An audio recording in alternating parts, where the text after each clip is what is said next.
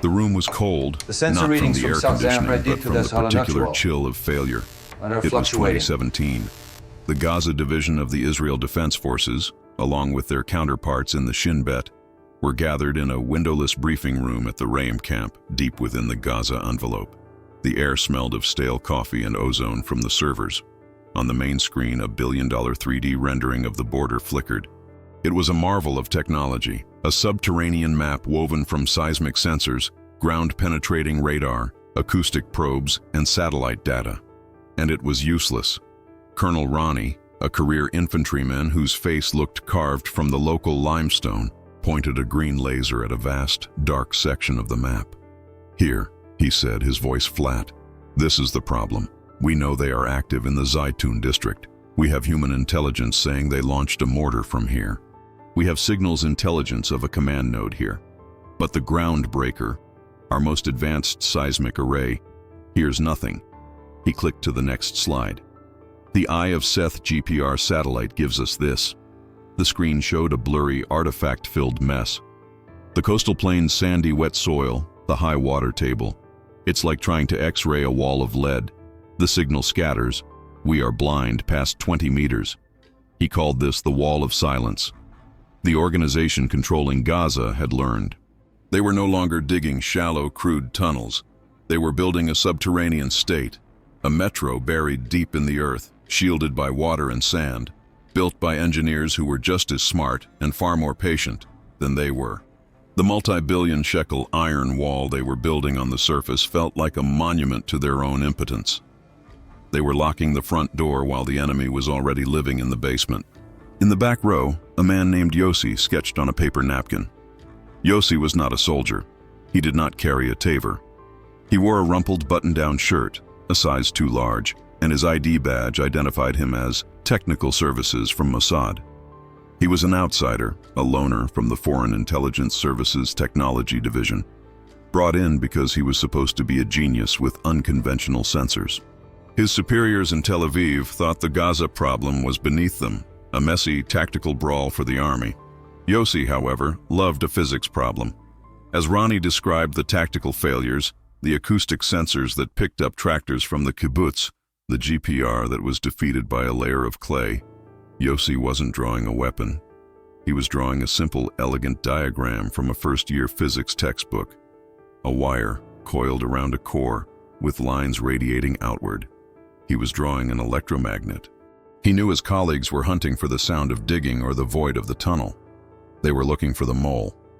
Yossi, listening to the hum of the projector fan, had a different idea. He was going to look for the power.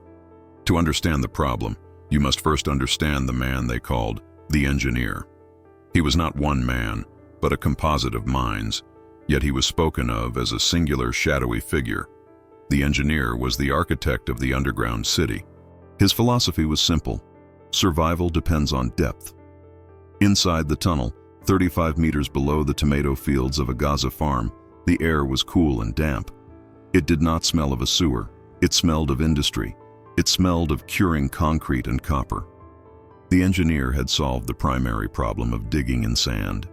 Instead of crude shovels and wooden supports, his teams used custom-built digging machines and precast, reinforced concrete segments, exactly like a modern subway system. They didn't just dig, they built. But the engineer's true genius was his paranoia. He knew his enemy. He knew they were listening. Therefore, his tunnels were quiet. Digging was done in short bursts, timed to coincide with IDF patrols on the surface or the call to prayer or even a localized thunderstorm.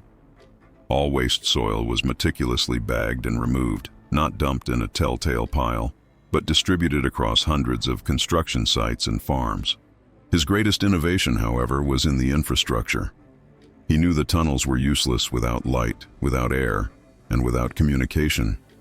And that was the vulnerability. Generators were the old way. They were loud. They vibrated, creating a seismic signature. They needed diesel fuel, a logistical nightmare to smuggle and store. They produced a heat bloom that infrared-equipped drones could spot from the heavens. The engineer's solution was elegant. He had built his own independent subterranean power grid. It was a massive, classified project. His operatives had tapped into the main power lines within Gaza, siphoning electricity. In other places, they had buried deep, sound-proofed generator hubs, connecting them with miles of high-voltage cable. These cables were not simply laid in the dirt. The engineer had ordered them encased within the concrete walls of the tunnels themselves. The rebar in the concrete acted as a crude but effective Faraday cage, shielding the electromagnetic field. He had, in effect, made his power grid invisible. This was his kingdom, a network of highways, command centers, data hubs, and storage depots, all lit by LED bulbs, all breathing with industrial ventilation fans, all connected. It was a living, breathing, powered organism, hidden beneath the wall of silence. The engineer was proud. He had defeated sound. He had defeated vibration. He had defeated heat. He had not, however, defeated the fundamental laws of physics, and he had not, in his meticulous calculations, accounted for a middle-aged Mossad technician named Yossi, who was currently staring at a coffee stain on a napkin. Yossi caught Colonel Ronnie at the coffee machine. The briefing was over, and the officers were dispersing, their frustration thick in the air. Ronnie was rubbing his temples. "Colonel," Yossi began, his voice quiet. Ronnie looked at the Mossad badge. "What is it, technical services? Got a new satellite for me? A killer robot?" "No, sir. Something simpler." Yossi held up the napkin. "We're looking for the wrong thing. We're listening for digging. We should be listening for power." Ronnie sighed. "We've thought of that. Their generators are too deep, too shielded. The thermal signature is nil. It's a dead end. Not generators, Colonel. A grid. They can't run a city on batteries. They need a steady, reliable power supply. Ventilation fans, communications, lights, workshops, it all runs on electricity. And a lot of it." "So?" Ronnie said, his impatience growing. "So," Yossi said, tapping his pen on the napkin. "Any wire carrying a current generates an electromagnetic field. It's Physics 101. A 50 Hz alternating current, to be precise. You can't stop it. You can shield it, you can bury it, but you can't eliminate it. It's a fundamental property."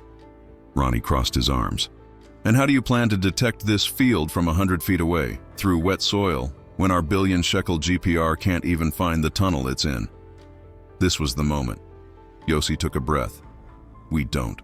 We use magnetometers." The colonel stared. "Magnets? You want to find tunnels with magnets?" "High-sensitivity magnetometers, sir.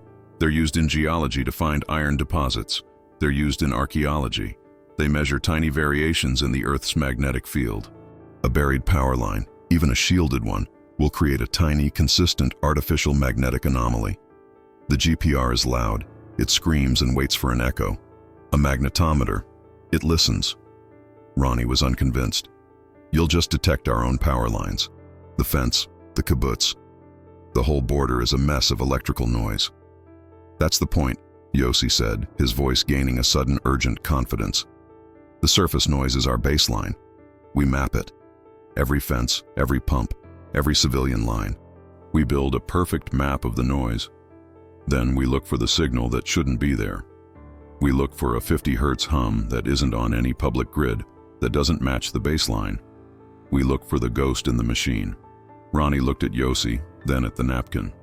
The man looked like a high school science teacher, not an intelligence operative. It was absurd. It was simplistic. It was, Ronnie thought, utterly stupid. But it was also the only idea he hadn't heard 1,000 times. "I can't give you a GPR team," Ronnie said. "I can't give you a drilling crew. They're all allocated." "I don't need them," Yossi said. "I need a dead sector, someplace you think is empty. I need 2 reservists who can dig small holes. And I need about 5,000 shekels from the supply budget to buy some surplus geological sensors." Ronnie finished his coffee. It was bitter. "Fine. You have 48 hours. I'll give you Sector 4 Alpha. It's a fallow potato field. We've scanned it 6 times. It's clean. Go play with your magnets, Yossi. Just don't bother the real soldiers." Sector 4 Alpha was 3 square kilometers of useless, sandy dirt near the Kisafim crossing. It was known as a clean sector, which is why it was the perfect place to dump Yossi and his project. Yossi's team arrived in a beat-up IDF Sufa Jeep. The team consisted of Tomer and Gil, two 20-year-old reservists from a combat engineering unit.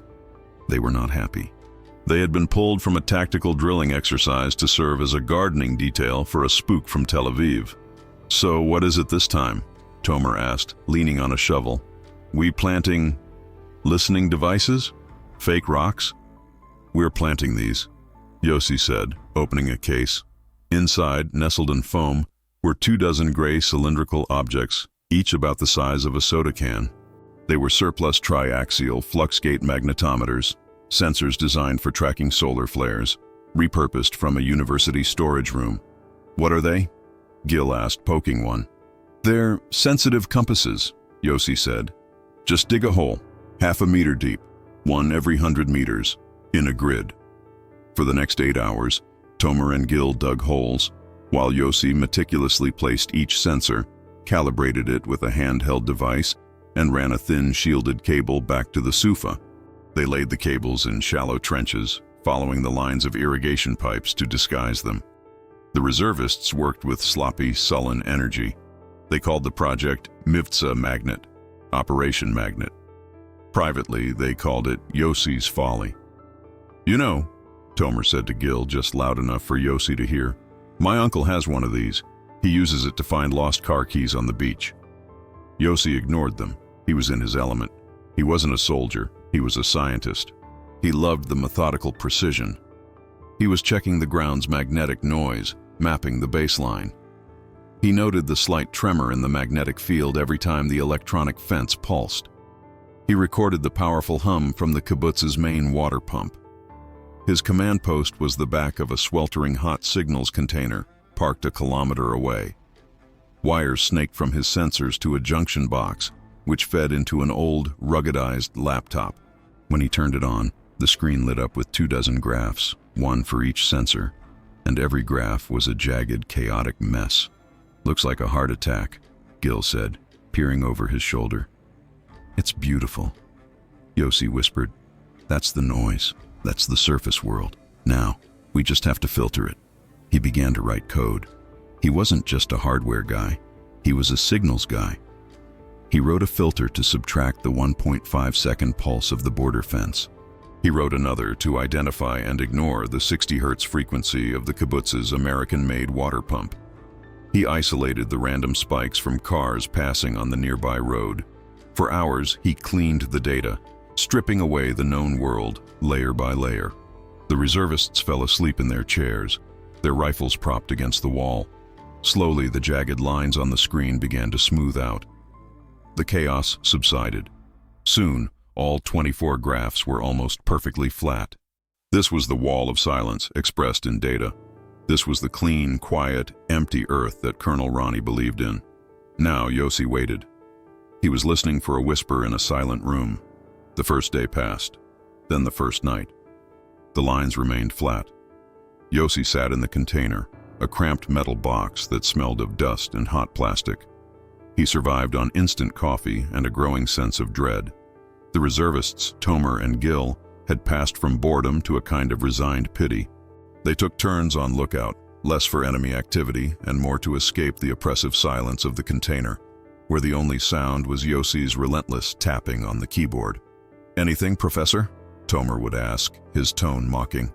"I'm still calibrating," Yossi would reply, not looking up. The call from Colonel Ronnie came on the second morning. "Report, Yossi. Have your magnets found the center of the Earth yet?" "I'm filtering the baseline, sir. The ground is noisy." "Noisy," Ronnie repeated. "My seismic crews would love noisy. They're getting nothing. I'm giving you 6 more hours.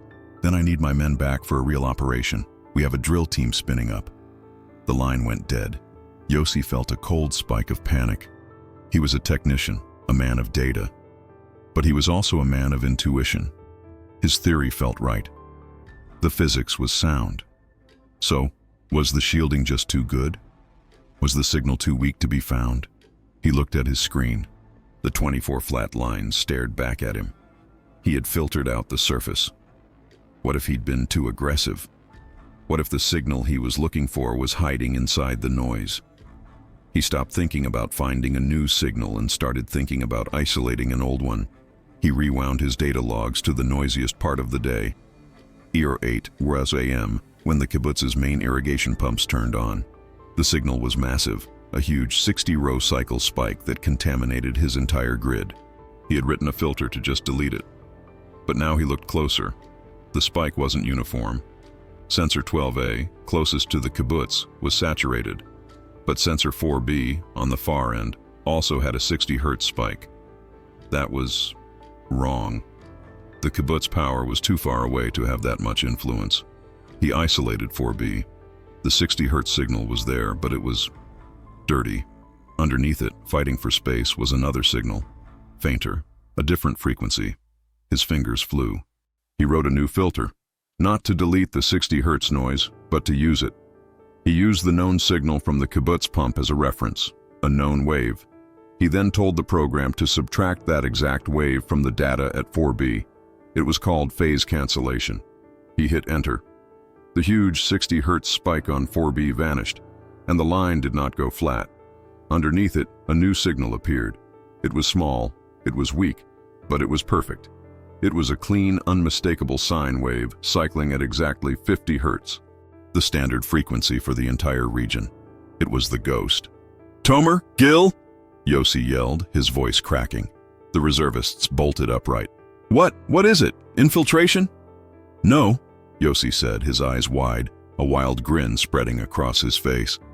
"Get the jeep. We're going to dig another hole." "You want to dig where?" Tomer asked. Yossi was pointing at a spot on his map, halfway between sensor 4B and 4C. "Here, right here." "There's nothing there," Gil said. "It's 50 meters from the last sensor." "It's not nothing," Yossi said, grabbing a spare sensor and a spool of cable. "It's the center. The signal at 4B is weak. The signal at 4C is weak. But they're both there. The math says the source is almost equidistant between them. And it's deep." "How deep?" "The signal attenuation, the faintness. It's not a surface line. If it were, it would be screaming. This is faint, which means it's either tiny or it's far down. I'm betting it's far down." They drove the Sufa to the spot, a patch of bare, cracked earth. Yossi planted the sensor himself, digging into the hard-packed soil with a hand trowel, as if performing a delicate surgery. He connected the cable, ran back to the container, and plugged it in. The screen lit up. Sensor 4D. The line was not flat. It wasn't a whisper. It was a shout. A bold, powerful, 50 Hz sine wave, 10 times stronger than what he'd picked up on the periphery.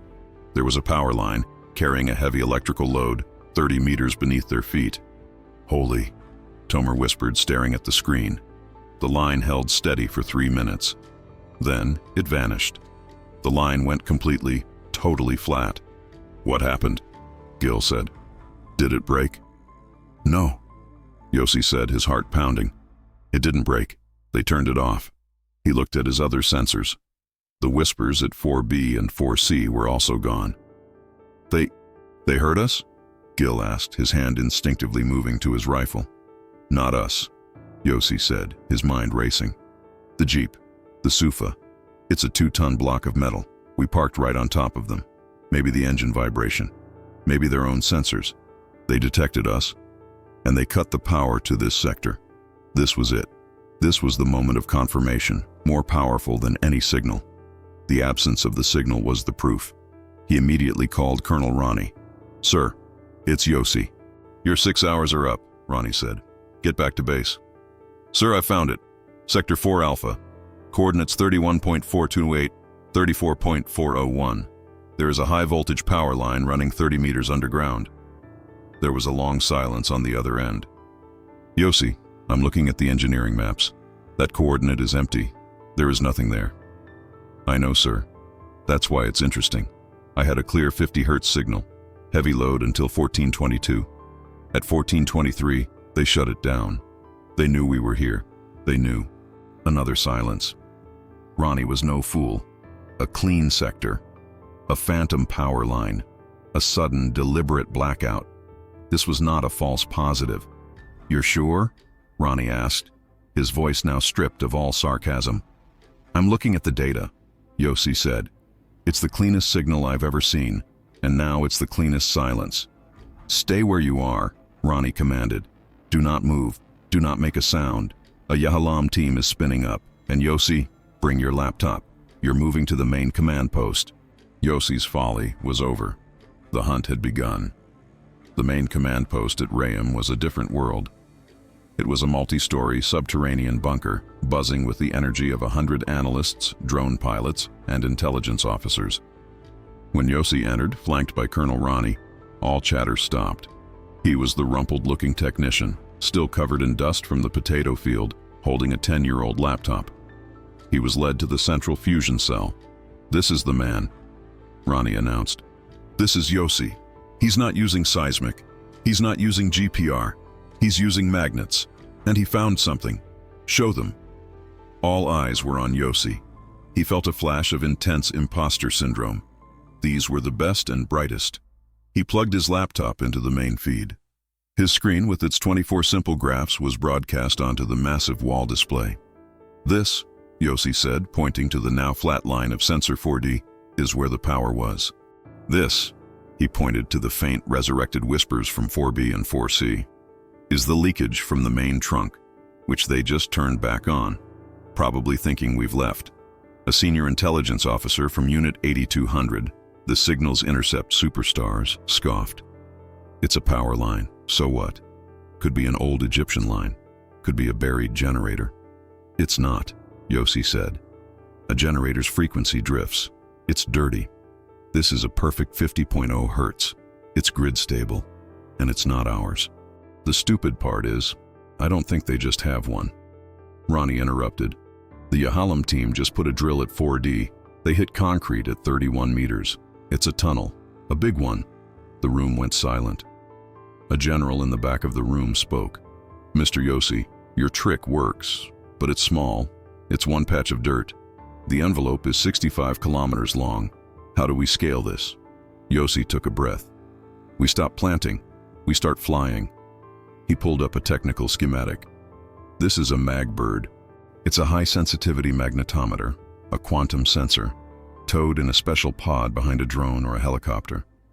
Geologists use them to find minerals. We're going to use it to find power. We fly the entire border, back and forth, like mowing a lawn. We do it at 3 a.m. when the civilian grid is quiet. We'll build the baseline in one night. And the noise? The 8200 officer asked, his interest now genuine. Our own fence? The power grids? That's the best part, Yossi said. We know where our grid is. We have the maps. We use that known grid as the source for our filter.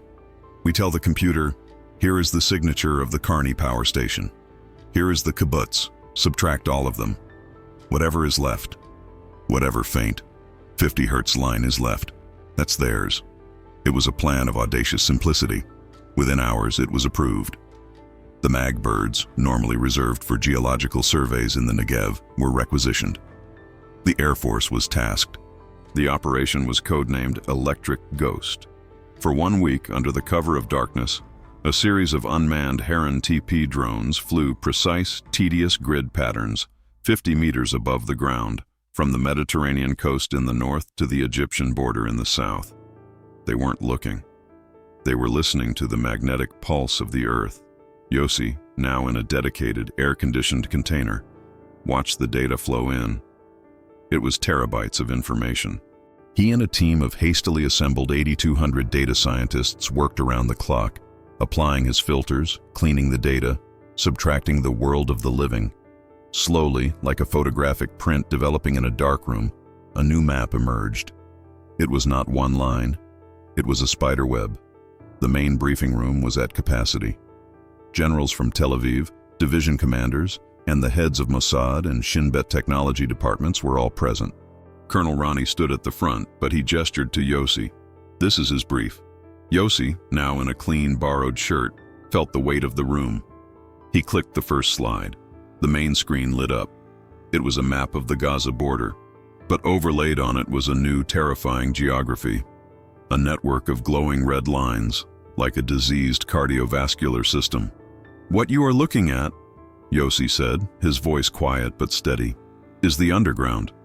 We called the operation Electric Ghost. I'm told the soldiers have a new name for the technique. They call it the stupid magnet trick. A few of the generals smiled. The name was already legend. This, Yossi continued, is the map of the Hamas power grid. It is not a series of disconnected tunnels. It is a unified, redundant, and deeply buried infrastructure. He zoomed in on Sector 4 Alpha. This is where we started. This red line is the trunk we found. Then he zoomed out, and the scale of it hit the room like a physical blow. The red line snaked across the entire border, plunging deep into Gaza, connecting known militant strongholds to empty fields. There were major junctions, roundabouts, and spurs that branched off toward the Israeli side.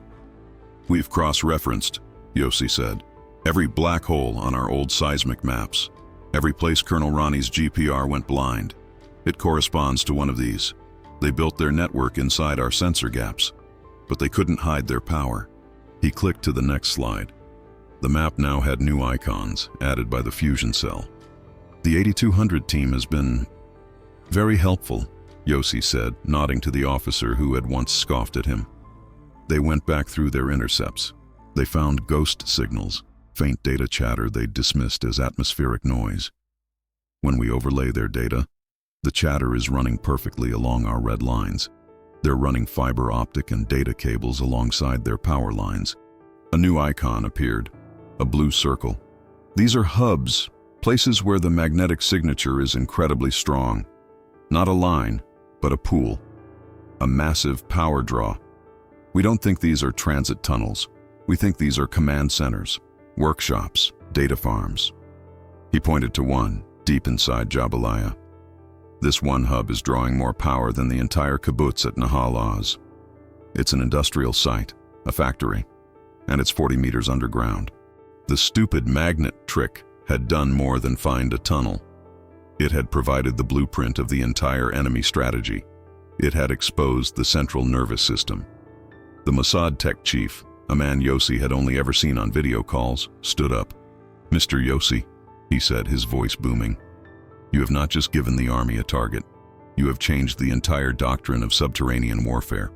You have, with a physics class theory and a few stupid magnets, rendered their greatest strategic asset, their invisibility, obsolete."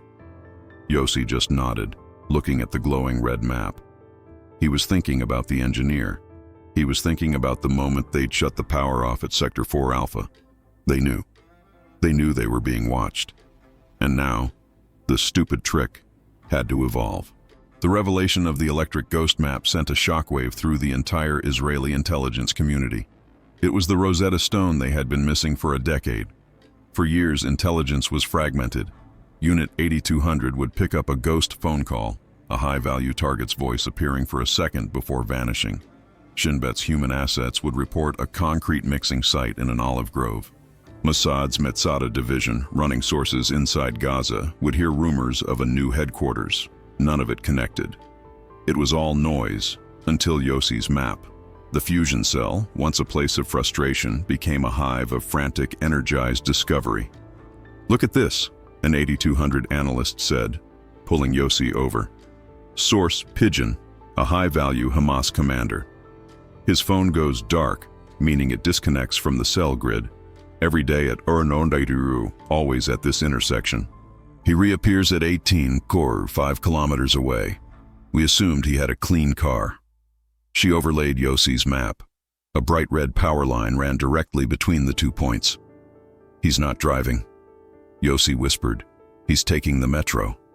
"Now look at this," a Shin Bet handler added. He pulled up drone surveillance footage from 6 months prior. It showed a nondescript farm with trucks delivering bags of cement 24 hours a day. "We thought they were building a mosque." We grilled our source. He insisted it was a charity project. We shut him down, thought he was lying. He pointed to the map. The farm was sitting directly on top of the industrial hub Yossi had identified, the one drawing more power than a kibbutz. "It wasn't a mosque," Ronnie said, his voice grim. "It was the entrance, the ventilation shaft. They were building a command bunker, and our source was telling the truth. He just didn't know what he was seeing." The stupid magnet trick became the primary filter for all new intelligence. A drone spotting a new generator? Check the map. If the generator was near a red line, it was a booster or a backup for the main grid.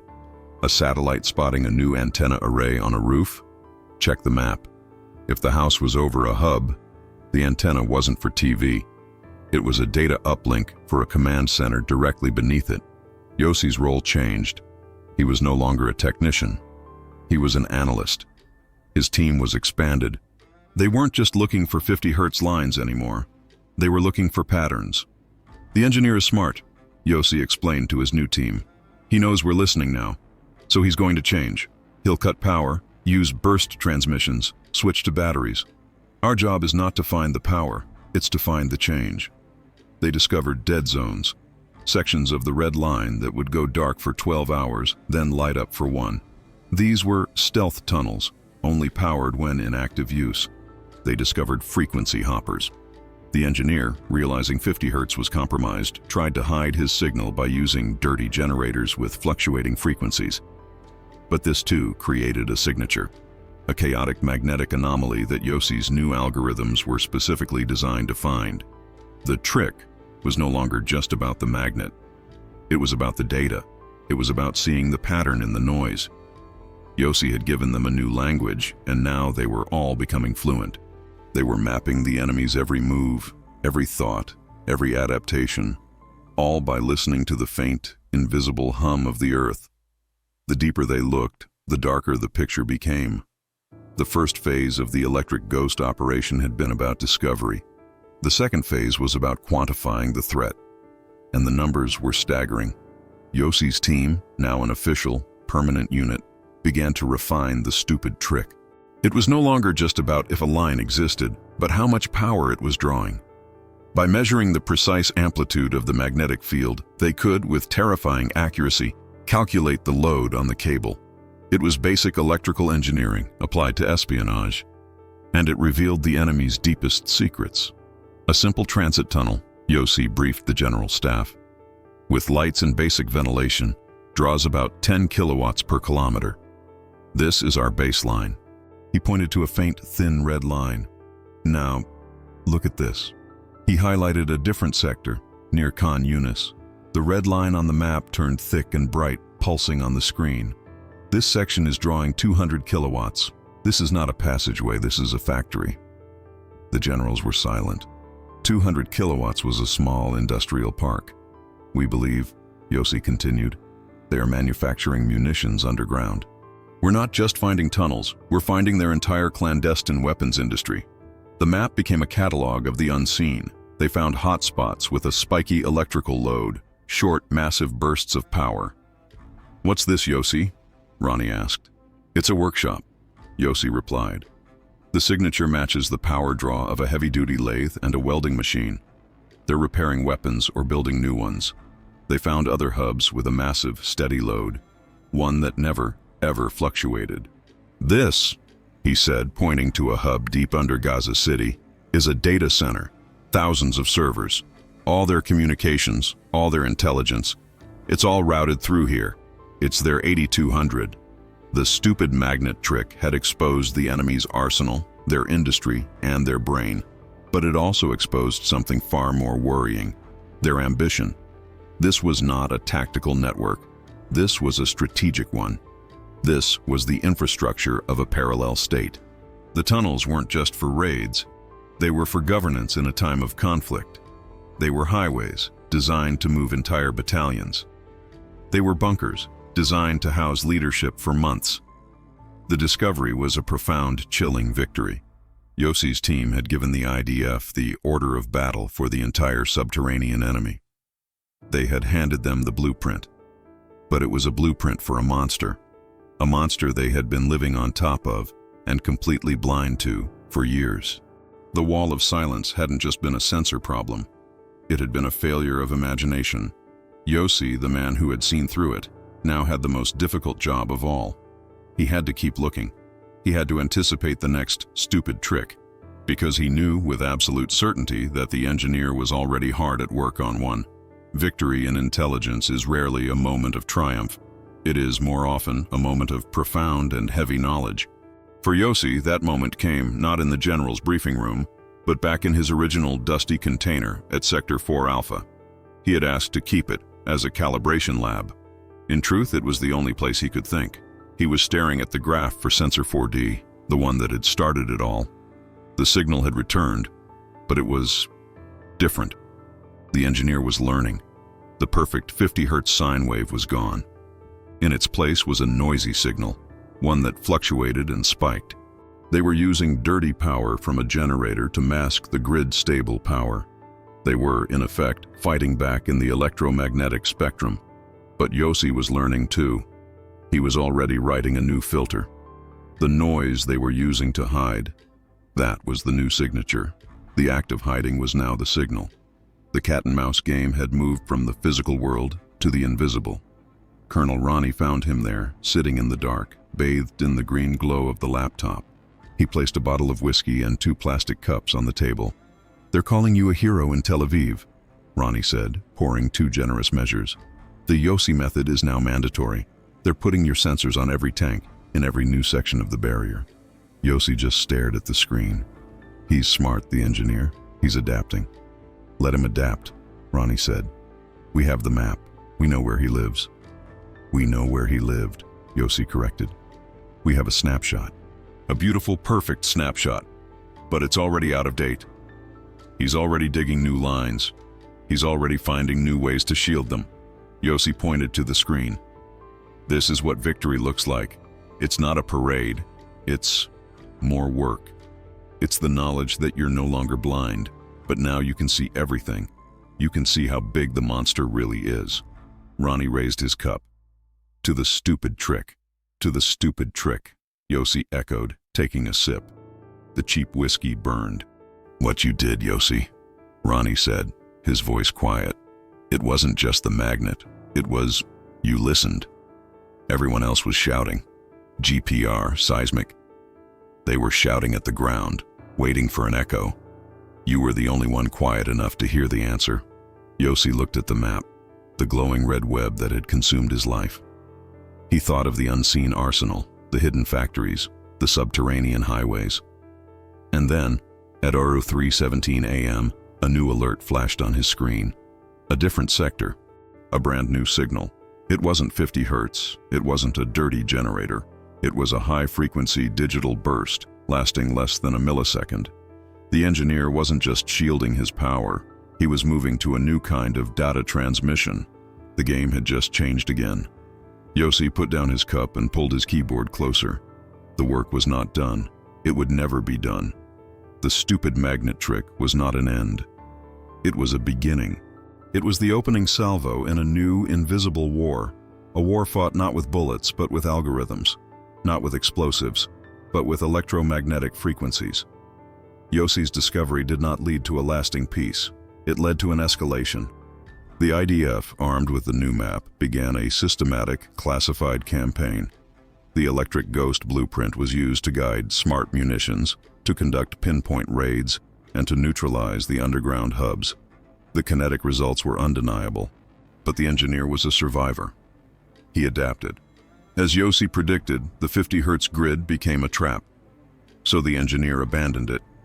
He switched to decentralized battery-powered systems for last-mile connections. He moved his data from copper wires to fiber optics, which transmit light and have zero magnetic signature. He returned to the old ways of acoustic and seismic quiet, now with a new paranoia. The stupid magnet trick had won a critical battle, but the war for the underground simply mutated. Yossi, the once overlooked technician, became the father of a new doctrine. His lab grew into a full-fledged department, a fusion of geology, physics, and signals intelligence. His job was no longer to find the hum, it was to find the silence. He hunted for the absence of signals. He looked for the blank spots in the Earth's natural magnetic field, suspecting new, non-metallic shields. He taught his sensors to listen for the 12-volt hum of LED lights and the high-frequency whine of server farm cooling fans, not just the 50 Hz thrum of a power line. The war became one of imagination. The stupid trick was a moment of lateral thinking genius. It proved that the most complex billion-dollar problems are sometimes solved by the simplest, most fundamental observations. It was a lesson in institutional humility. The high-tech, high-cost solutions had all failed. The stupid idea, the one pitched on a napkin by a man who didn't fit in, was the one that changed everything. Yossi rarely visited the border anymore.